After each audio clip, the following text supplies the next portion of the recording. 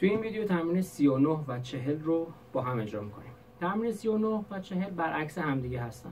39 4 تا نوت دولاچنگ داریم سری و نوت چنگمون کشیده هست. تمرین 40 برعکس، اول نوت چنگ رو داریم بعد اون 4 تا نوت سری. هر دو تا تمرین فا دیز و دو دیز دارن. اول 39 رو میریم 4 تا دولاچنگ، یه دونه چنگ، ر می فا سل فا، می فا سل لا سل، فا سل فا سل فا، می فا می فا می. 4 تا سری، یه دونه کشیده، ر می فا سل فا، می فا سل لا سل.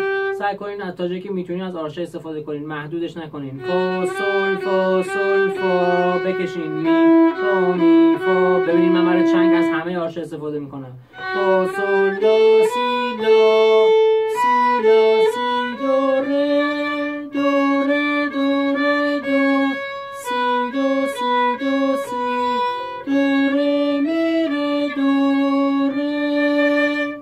تمرین 40 برعکسش، اول نوت کشیدمون میشه ر، ر می فا سل فا، سل فا می ره می، می فا سل لا سل، لا سل فا سل. لای صفر مییم پایین، لا سی دو سی، دو سی دو ره دو، ره می ره دو ره.